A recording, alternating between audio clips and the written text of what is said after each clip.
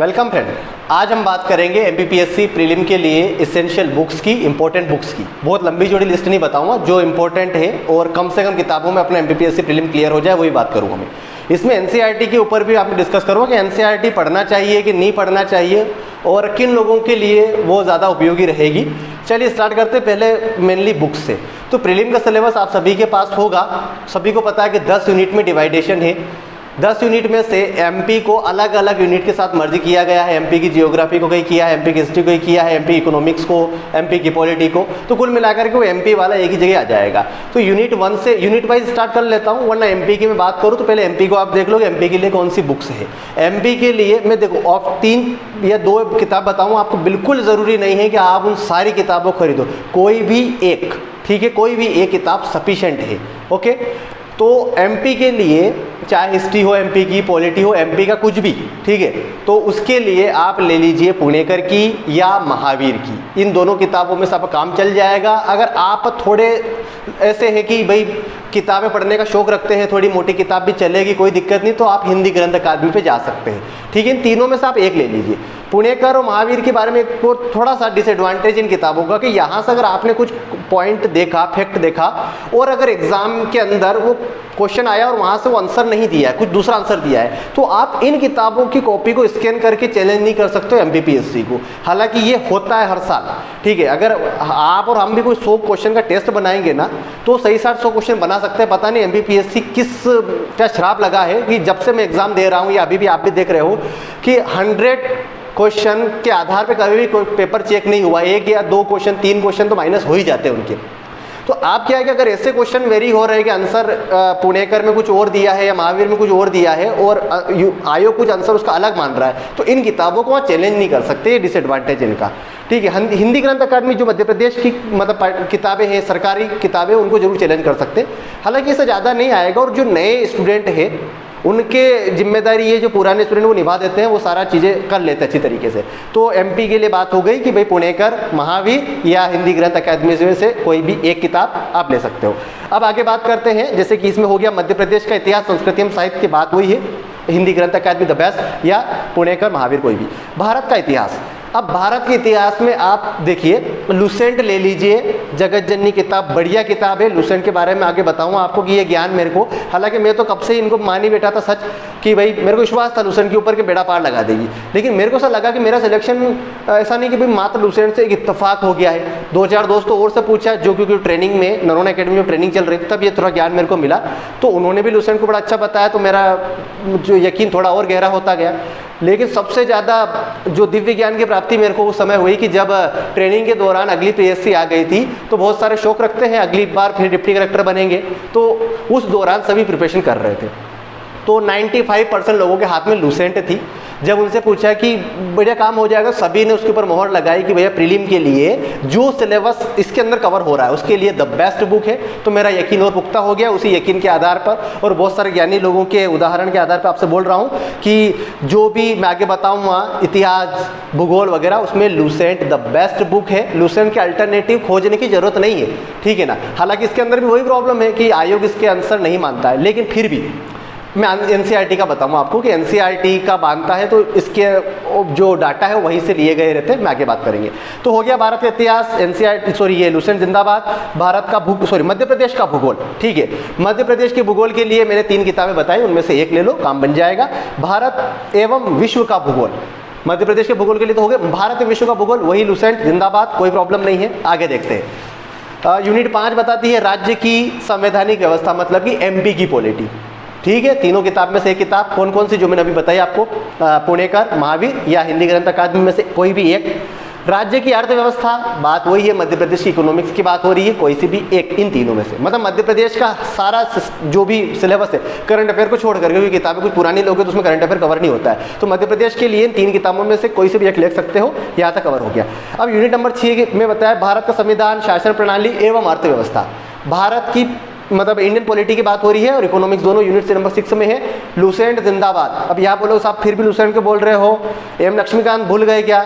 देखो दोस्तों, एम लक्ष्मीकांत बहुत ज़्यादा है, बहुत ही ज़्यादा बड़ी है। अगर आप यूपीएससी को भी साथ में ऑप्शन रख रहे हो, यूपीएससी की भी प्रिपरेशन साथ में कर रहे हो, तो आपको पढ़ना चाहिए। और अगर आप केवल सोच रहे हो कि एमपीपीएससी ही जिंदाबाद, यहीं के आगे नहीं सोचना है, या एमपीपीएससी के अलावा एमपी की दूसरी एग्जाम्स आप दे रहे हो, तो लुसेंट बढ़िया किताब है, सफिशिएंट है। यहाँ से सीधे स्ट्रेट फॉरवर्ड क्वेश्चन आते हैं यार, क्वेश्चन बन जाते हैं यहाँ पर, कोई बहुत ज़्यादा डीपली क्वेश्चन नहीं आते। ठीक है, तो चीज़ यहाँ से कवर हो गई। अब आगे बात कर लेते हैं अर्थव्यवस्था की।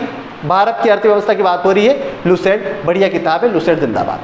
ठीक है, लुसेंट का भक्त नहीं हूँ, लेकिन बहुत सारे लोगों के जो मोहर लगी है, सारे सिलेक्टेड थे। नरोना एकेडमी में जब ट्रेनिंग ले रहे थे उसमें डीएसपी भी थे। ठीक है, उसमें हमारे बैच के बाद में फिर डिप्टी कलेक्टर भी बने, तहसीलदार भी थे। तो इतने सारे लोगों के हाथ में, 95% से भी ज़्यादा लोगों के हाथ में लुसेंट जो तैयारी कर रहे थे, तो यकीन पक्का हो गया था, आप विश्वास मानिए कि अच्छी किताब है। अब उसके बाद यूनिट नंबर 7 है विज्ञान एवं पर्यावरण। दो सब्जेक्ट को अलग अलग, मतलब इस यूनिट नंबर 7 में लिया गया है, विज्ञान एवं पर्यावरण, काफ़ी इंपॉर्टेंट है। यहाँ पे मैं ज़रूर थोड़ा सा किताब को बताऊँ। विज्ञान और पर्यावरण ये यूनिट नंबर 7 में है।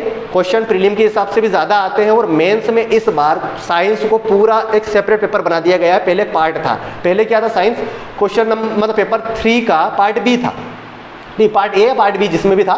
इस बार क्या किया, पूरा पेपर ही विज्ञान तकनीक का हो गया, मतलब कि जस्ट क्वेश्चन जो अमाउंट है नंबर का डबल हो गया, पहले 150 का था, अब 300 का हो गया है। इसमें भी पर्यावरण विज्ञान, हालांकि उतना कठिन नहीं है, बेसफुल इंट्रोडक्टरी है, मतलब फिजिक्स केमिस्ट्री बायोलॉजी को उन्होंने एक अलग अलग यूनिट में कर लिया, फिर कंप्यूटर, थोड़ा मैथ्स, फिर पर्यावरण संरक्षण, और थोड़ा सा पार्ट उन्होंने जियोलॉजी का जोड़ा है, जो कि लुसेंट से कवर हो जाएगा। विज्ञान की बात करूं दोस्तों, तो विज्ञान के लिए again Lucent is the best. Lucent के लिए भी कंफ्यूज मत होइए कि साहब वो विज्ञान वाले लुसेंट खरीदेगा जिसमें केवल विज्ञान दिया है, नहीं, इतना ज्ञान इसके अंदर जरूरत नहीं है, स्ट्रेट फॉरवर्ड क्वेश्चन आ रहे हैं, ठीक है ना, वो यहाँ से बन जाएंगे। तो वही वाला सामान्य ज्ञान वाली लुसेंट, सामान्य ज्ञान वाली लुसेंट से में आप विज्ञान कर लीजिए। अब पर्यावरण की बात है, यहाँ पर थोड़ा डिफर कर रहा हूँ। पर्यावरण में घटना चक्र की किताब आती है, पर्यावरण अध्ययन। घटना चक्र यूपी पब्लिकेशन वाला घटना चक्र की बोल रहा हूँ, एक मध्य प्रदेश में भी करंट अफेयर की मैगजीन आती है, उसकी बात नहीं कर रहा हूँ मैं, हालांकि वो भी बढ़िया किताब है, लेकिन वो मैं पर्यावरण की जो बात करूँ तो घटना चक्र उसमें कुल मिलाकर के 97 पेज ही है, जो पुरानी है, नए में थोड़ा बहुत बढ़ गया होगा। उसमें बड़ा अच्छा दिया है, क्वेश्चन दिया है, जो क्वेश्चन कहीं ना कहीं पूछे हुए हैं, क्वेश्चन उसके आंसर और उसका डिस्क्रिप्शन, तो बहुत अच्छा तरीके से तैयारी हो जाएगी, काफ़ी ईजी है और सफिशिएंट है। तो पर्यावरण वाला, क्योंकि मेंस में जो टॉपिक दिए हैं ना वो सारा उसमें अंदर कवर हो रहा है, यहाँ पे तो टॉपिक उन्होंने ज़्यादा डिटेल से दिए नहीं है। प्रदूषण स्वास्थ्य नीति जो मैं देख पा रहा हूँ वो सामने दी है, सारा उसमें कवर हो रहा है, हो जाएगा। कौन सी? घटना चक्र की, जो इलाहाबाद से निकलती घटना चक्र की पर्यावरण अध्ययन। अगर उसके ऑप्शन में एक किताब और ढूंढो तो फिर लुसेंट की आती है, पर्यावरण एवं पारिस्थितिकी, इकोलॉजी एंड एनवायरनमेंट, लुसेंट की आती है। ठीक है, तो लुसेंट का आप वहां से ले सकते हो। दोनों में से अगेन कोई भी एक किताब बेस्ट है इन दोनों में। ठीक है, यहाँ से बन जाएगा आपका काम। अब यूनिट नंबर 8 में आते हैं। यूनिट नंबर 8 बताता है अंतर्राष्ट्रीय एवं राष्ट्रीय महत्व की समसामयिक घटनाक्रम, मतलब कि करंट अफेयर। देखो इस बार बड़ा थोड़ा सा इन्होंने मतलब दया करी स्टूडेंट के ऊपर, इन्होंने ये जरूर बता दिया है कि महत्वपूर्ण घटनाएं पढ़ेंगे, थोड़ा डिस्कस डिटेल कर देते तो और अच्छा हो जाता। महत्वपूर्ण व्यक्ति एवं स्थान यहाँ से क्लियर हो रहा है, व्यक्ति एवं स्थान घटनाएं, और मध्य प्रदेश एवं भारत के खेल संस्थाएं खेल प्रतियोगिता पुरस्कार, मतलब स्पोर्ट्स जीके और स्पोर्ट्स करंट अफेयर इसके अंदर काफ़ी एम्फेसिस किया हुआ है। तो मैं आपको बताऊं कि भाई किताब कौन सी लेना है। किताब पे ही जानना चाहते हो तो किताब की जगह मैगजीन है जो भी इन्होंने निकाली, तथ्यबाण जिंदाबाद है भैया, तथ्यबाण बढ़िया अच्छी तरीके से कवर कर रहे हैं, तथ्यबाण को आप ले सकते हो। इनफैक्ट मैगजीन भी प्रतियोगिता निर्देशिका घटना चक्र आ रही, कोई भी एक मैगजीन, इन पूरे मैगजीन में से भी इनका जो वार्षिक घटनाक्रम आता है ना, हालांकि इस बार ये स्थिति थोड़ी बिगड़ गई, वरना जनवरी में एग्जाम होती है ना तो इनका साल भर का एक वार्षिकांक आता है, जनवरी से दिसंबर तक का, उससे कवर हो जाता है। इस बार का मामला बिगड़ गया। तो इस बार मैं आपको बता रहा हूँ, या तो आप तथ्यबाण का जो मैगजीन है वो ले लो, काफ़ी अच्छी मेहनत करके बड़ा अच्छा बनाते हैं, पता नहीं कौन लोग हुए वो इतने भले आदमी, लेकिन अच्छा बना रहे हैं। अगर इसके अलावा भी आप जानना चाहते हो कि साहब लॉकडाउन में क्या करें, वो तो मिल ही नहीं रही है, तो आप ये देखिए कि इस पोर्शन के लिए, करंट अफेयर वाले के लिए YouTube के वीडियो बहुत अच्छे हैं, वो तथ्यबाण से भी बेटर है। क्योंकि कोई भी एक व्यक्ति अगर 15 मिनट का YouTube का वीडियो बना रहा है ना, क्योंकि मैं वीडियो बनाता हूं तो मेरे को इसका एक्सपीरियंस है कि आप ये मान लीजिए उसको कम से कम 5 से 7 दिन की मेहनत लगती है 15 मिनट के कंटेंट में, क्योंकि करंट अफेयर में कंटेंट बड़े बिखरे होते हैं। अगर मेरे को कोई आयोग पढ़ाना रहे तो कंटेंट एक जगह ही, इतना टाइम नहीं लगता कंसाइज करने में, लेकिन करंट अफेयर के लिए काफ़ी अच्छे अच्छे पॉइंट ढूंढना, एग्जाम के रिलेवेंट ढूंढना, और उसके अंदर भी फैक्ट फैक्ट निकालना, मतलब वो सारा पढ़ रहे होंगे, उसके अलावा आपको 15 मिनट में वो कम से कम आपको 30 से 35 घटनाओं की जानकारी दे रहे हैं, तो आप 15-15 मिनट के वीडियो देखो। एक वीडियो 15 मिनट का देखो, यकीन मानिए आप 5 से 7 घंटे के बराबर की स्टडी कर रहे हो। तो उसमें भी आप चैनल सब्सक्राइब कर सकते हैं। हालांकि मैं करंट अफेयर ज़्यादा वीडियो नहीं डालता हूं, लेकिन फिर भी आप या तो डिस्क्रिप्शन बॉक्स में एक ऐप की लिंक दे दूंगा मैं, समर्पण IAS, वो भी करंट अफेयर पे अच्छा वर्क कर रहे हैं। उसके अलावा एक मैडम का चैनल है लक्ष्य ऑफिशियल, मैडम का नाम नहीं पता मेरे को, वो भी बहुत अच्छा करंट अफेयर पढ़ा रही है। और इसके अलावा जहाँ से भी जो मिल जाए करंट अफेयर, आप खुद को लग जाएगा कि भाई फोकट ज्ञान दे रहे हैं कि काम का है, वहाँ से आप ले सकते हो। तो यूट्यूब पे करंट अफेयर कवर करना ज़्यादा स्मार्ट स्टडी है बजाय किसी मैगजीन के। करंट अफेयर से लेकर थोड़ा और ज्ञान दे रहा हूँ मैं आपको, ये इस तरीके से है कि भाई अब आप कोई भी स्टडी ऐसी करो जो आपको कॉन्फिडेंस बिल्डअप करती है, ठीक है। करंट अफेयर को आप थोड़ा पीछे रखिए। जब भी एग्जाम्स में मतलब नोटिफिकेशन नहीं आया, हालांकि ऐसे गलती तो कोई करते नहीं है, लेकिन फिर भी एग्जाम्स में अगर 5 महीने से ज़्यादा का समय बचा है तो करंट अफेयर को मत छू, ठीक है। क्योंकि अभी इसकी मैगजीन भी नहीं है, यूट्यूब पे भी लोग इतने एक्टिव नहीं, आप फोकट मेहनत करते जाओगे, टाइम वेस्ट होगा, फिर भी कॉन्फिडेंस बिल्डअप नहीं होगा। क्योंकि करंट अफेयर की तैयारी अगर आप पहले से कर रहे हो तो ये हमेशा आपके कॉन्फिडेंस को नीचे ही गिराएगा। क्यों? क्योंकि आप खुद जब भी मैगजीन खरीदने जाते हो तो 20 मैगजीन सामने पड़ी रहती है, 20 मैगजीन में से आप एक लाते हो, मतलब कि 19 मैगजीन छूट गई आपको। और एक मैगजीन में से आप कितना याद कर पाओगे? मान के चलो कि आपने लगा रहे 10 दिन पूरी मैगजीन को अच्छे से पढ़ा, 50% मैगजीन रट डाली, तो अगले महीने फिर 19 किताबें वहाँ छूट गई, एक मैगजीन लेकर के आए, उसमें 50% पढ़ा और जो पढ़ा था वो भूल गए। तो ऐसा काम नहीं करना, आपको लगातार किताबें डराएगी कि भैया हमें पढ़ ले, हम भूल गए, तो ऐसा काम करना ही नहीं है। यूट्यूब वाला काम करो, जो ऐसी स्टडी करो जो कॉन्स्टेंट, जैसे कि दूसरे GS के सारे पोर्शन। करंट अफेयर को थोड़ा पीछे रखो, इनफैक्ट उसी महीने में कवर करो जिस महीने आपकी एग्जाम है, या थोड़ा और जल्दी रिस्क नहीं लेना चाहोगे तो 50 दिन का ग्रेस पीरियड काफ़ी होता है। 50 दिन पहले से तैयारी करोगे, बढ़िया कवर हो जाएंगी और मैगजीन भी अवेलेबल रहेगी, यूट्यूब पे भी लोग एक्टिव रहेंगे, सारा काम आपको हेल्प हो जाएगा।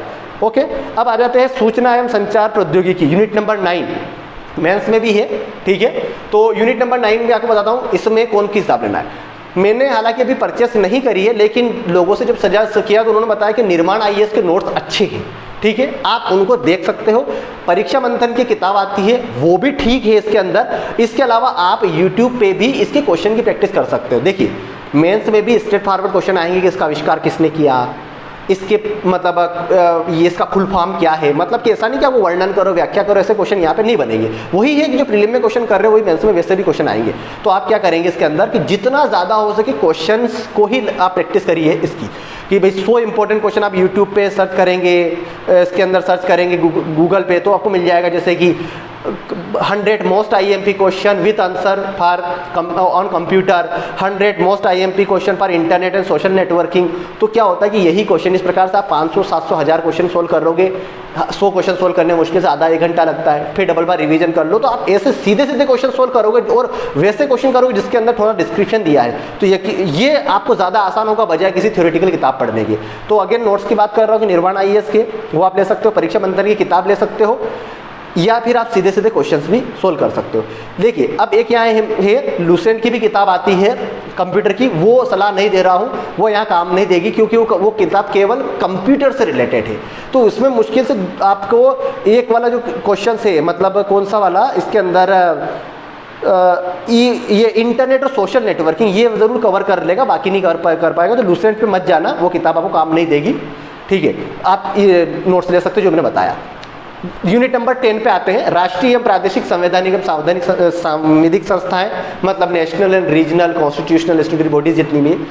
आप क्या किताब लेना, देखो जल्दबाजी में बहुत सारे लोगों ने किताबें बनाई, बहुत जल्दी लगी थी कि नया सिलेबस है, तो हर एक में पर्याप्त मिस्टेक है। आपने जो भी किताब खरीदी उसके अंदर आपको कुछ ना कुछ मिस्टेक जरूर मिली होगी, क्योंकि जल्दबाजी में दिक्कतें होती ऐसी, ठीक है, लेकिन वो रिस्क अपन एग्जाम में ले सकते हैं। तो कौन सी किताब बेस्ट है, अब किताब के बारे में बताऊं। देखो सबसे पहले बता देता हूँ कि ये इसके PDF आपको इस डिस्क्रिप्शन बॉक्स में अवेलेबल करवा दूंगा।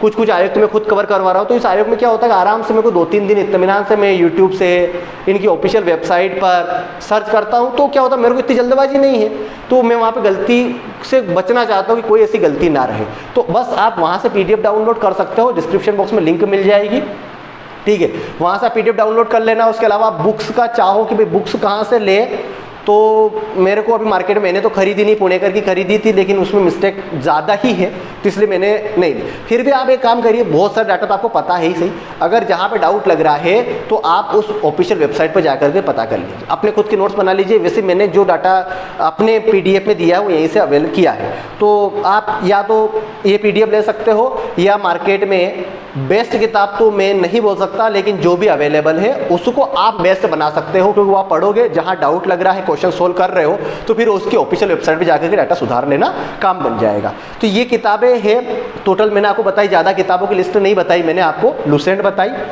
मध्य प्रदेश की एक किताब बताई, पर्यावरण की अलग बताई, और ये मतलब क्या राष्ट्रीय और प्रादेशिक संस्थाओं की अलग बताई। तो कुल मिला के आपके पास 5 किताबें है प्रीलिम के लिए। 5 किताबें सब कुछ कम नहीं है क्या भाई, सफिशिएंट है, इन्हीं को ध्यान से पढ़ लो, आपका बहुत अच्छे नंबरों से प्रीलिम निकल जाएगा, कोई डाउट नहीं है इसके अंदर, ये किताबें अच्छे पढ़ लो। अब बात करें साहब NCERT, वो तो भूल गए, मैं भूला नहीं हूँ, NCERT की बताता हूँ। जब आप लुसेंट पढ़ते हो ना बहुत अच्छे इत्मीनान से, तो लुसेंट को शुरुआत कवर ओपन करोगे, पहला ही कवर पेज के बाद, तो सबसे पहले ऊपर जो जहाँ से लुसेंट के किसी भी अक्षर की शुरुआत होती है, ऊपर लिखा है NCERT के नवीन पाठ्यक्रम पर आधारित, बेस्ड ऑन NCERT अपडेटेड या न्यू सिलेबस। तो NCERT वहाँ से कवर हो रही है। तो फिर आप बोलोगे सर बहुत सारे लोग सलाह गलत नहीं है। मैं सीधी बात बताता हूँ कि मैं MPPSC का टॉपर नहीं हूँ, फर्स्ट रैंकर नहीं हूँ, मेरे से भी ज़्यादा लोग ज्ञानी हैं, सलाह देते हैं, सलाह मानना चाहिए। हर किसी की सलाह हर किसी के ऊपर अप्लाई नहीं होती है, ये सब मैं भी आपको बता रहा हूँ कि मेरी सलाह ऐसा नहीं कि हर किसी के ऊपर अप्लाई होगी, लेकिन आप अपने हिसाब से स्मार्ट डिसीजन लेना कि आपको मेरी कौन सी सलाह कहाँ पे फिट बैठ रही है, उसके हिसाब से निर्णय लेना। अब मैं NCERT की बात कर रहा हूँ कि NCERT पढ़ना चाहिए कि नहीं। नुकसान कुछ नहीं, पहली बात तो ये, अगर आप अभी कॉलेज में हो, मतलब आप इस साल एग्जाम नहीं दे रहे हो या आपकी प्रीलिम के एग्जाम में 8 महीने से ज़्यादा का समय है और आपको NCERT पढ़ने में अच्छा लग रहा है, तो आप ज़रूर NCERT पढ़िए। अगर आपको NCERT पढ़ते समय बर्डन लग रहा है कि आप पहले 2 पेज पढ़ रहे हो और फिर पीछे के पेज गिन रहे हो कितने और बचे हैं, तो यकीन मानना आप NCERT को जिस तरीके से पढ़ने की सलाह दी गई उस तरीके से नहीं पढ़ रहे हो। आप दबाव में आ चुके हो लोगों की सलाह के कि NCERT पढ़ना चाहिए, तो सलाह के दबाव से हट जाइए। मेरा बगैर NCERT पढ़े सिलेक्शन हुआ, 1 बार नहीं 2 बार नहीं, मेरा 3 बार MPPSC में हुआ।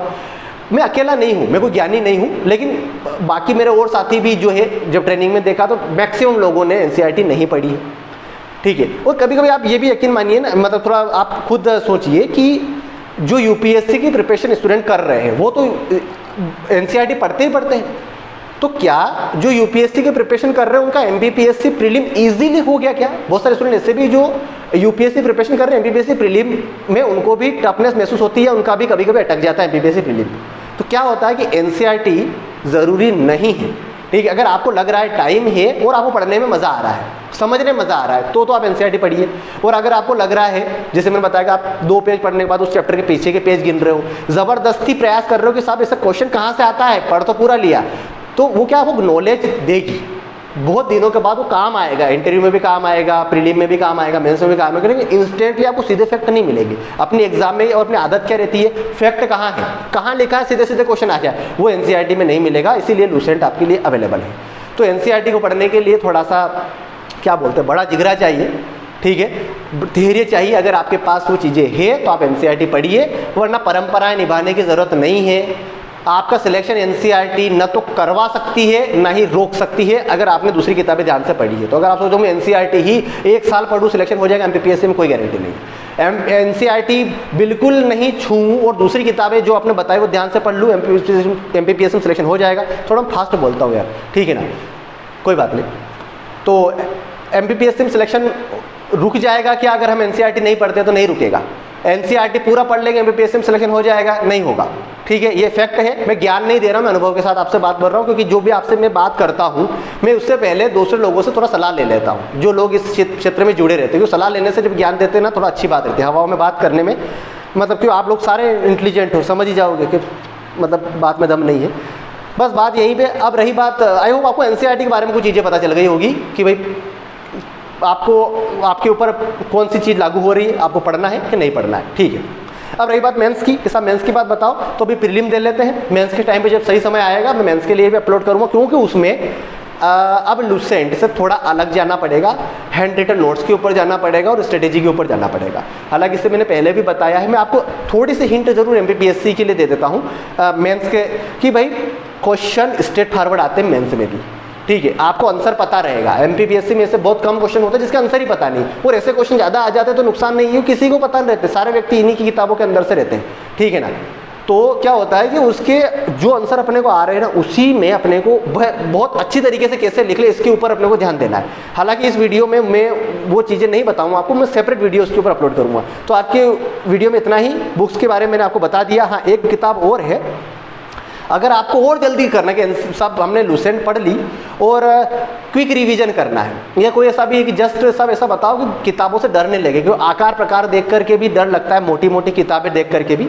तो देखिए, मोटी किताबों के बारे में बताऊँ कि कुछ किताबें जो मैंने आपको 5-6 किताब बताई, तो इनमें 2 चीज़ें, कुछ किताबें आपको पढ़ना है, कुछ किताबें आपको पढ़ के रखना है अपने पास, ठीक है। पढ़ के रखने का भी अपना इंपॉर्टेंस है, क्योंकि आपको सारी जितनी स्टेशनरी भी दिखती है सारी अपने घर नहीं लाते हो, तो कुछ किताबें आपके पास पढ़ी होना भी जरूरी है। मतलब जो किताब मैंने आपको बताई ये तो पढ़ना है, और कुछ किताबें पढ़ी होना भी जरूरी है, जिसके अंदर कौन कौन सी है, जैसे कि बेयर एक्ट, ठीक है, पढ़ना नहीं बस पटक। एम लक्ष्मीकांत भी आप लेके चल सकते हो, आप एटलस, ठीक है, ये किताब आपको क्या पढ़ोगे एटलस में, तो ये आपके पास मतलब होना चाहिए कि कभी भी इनकी जरूरत लग सकती है, आप असहाय महसूस ना करो, ये अपने तैयारी को कुछ और शार्पनेस देते हैं, इन्हेंस करते हैं। तो ये किताबें जैसे कि मैंने आपको बता दी ना अभी कि ये एम लक्ष्मीकांत पॉलिटी के लिए, उसके अलावा एटलस के अलावा आपके पास बेयर एक्ट भी होना चाहिए कि कौन सा आर्टिकल कहाँ पर है, वो हालांकि डाउनलोड कर सकते हो किताबें, वहाँ से भी आपको मिल जाएगी। तो ये किताबें आपके पास पढ़ी होना चाहिए, तो ये आपके पास काम दे देगी। ओके, आज की वीडियो में इतना ही। हाँ, वो किताब बता रहा था यार, मैं भूल जाता हूँ, कौन सी किताब की भाई, और पतली। तो मैं इसकी कोई प्रमोशन नहीं कर रहा हूँ, क्योंकि क्या प्रमोशन करो, 20 रुपये किताब है, ऑनलाइन भी अवेलेबल नहीं है, क्योंकि आप ऑनलाइन मंगवाओगे तो और महंगा पड़ जाए। जिस भी स्टेशनरी से मिल जाए, क्योंकि पतली सी किताब है, और मेरे प्रीलिम का सबसे खास स्रोत यही है। 14, 15, 16, 17 4 प्रीलिम कब करा, तो मैंने, क्योंकि उस समय बैंक में मैं प्रोफेशनल ऑफिसर था, उसके बाद जनधन योजना आई, जनधन योजना बाद नोटबंदी हुई, तो उस दौरान बैंक में था, तो ये चीज़ें कर नहीं पाया पढ़ाई का, क्योंकि बहुत ज़्यादा पतली सी किताब थी कि भाई कॉन्फिडेंस आ जाएगा, किताब को 2 बार पढ़ लिया, 5 बार पढ़ लिया। अब क्या होता है कि जो क्वेश्चन स्ट्रेट फॉरवर्ड आ रहे हैं वो सारे यहाँ से बैठ गए, और जो क्वेश्चन एडवांस लेवल के थे वो लुसेंट में भी नहीं थे, ना एनसीईआरटी में थे, ठीक है। तो आपको जीएस वाला जो पोर्शन है एमपी और आयोग को छोड़ करके, वो आप इसको भी ले सकते हो, लेकिन फिर भी आप पहली बार पढ़ रहे हो क्योंकि मेंस भी देना है अपने को, तो आप कर सकते हो लुसेंट का। अगर आपको एमपीपीएससी के अलावा जैसे एमपीएसआई वगैरह की तैयारी कर रहे हो जीएस वाले पोर्शन पे, तो ये पतली सी किताब ले लेना, 20 रुपये मिल जाएगी, 25 रुपये मांगेंगे, 20 रुपये देना उनको, सब मतलब दे देंगे आपको। ये करंट अफेयर भी आते हैं इसमें आगे शुरू के 4-5 पेज, अपडेटेड लेना, ठीक है ना। 2021 की, 2022 की भी अभी आ गई होगी, तो जब भी आपके लॉकडाउन खुले आप चाहे तो ले सकते हो, ठीक है। आज की इस वीडियो में इतना ही ज्ञान, नेक्स्ट वीडियो में किसी नए ज्ञान की तरफ से मिलेंगे। Thank you.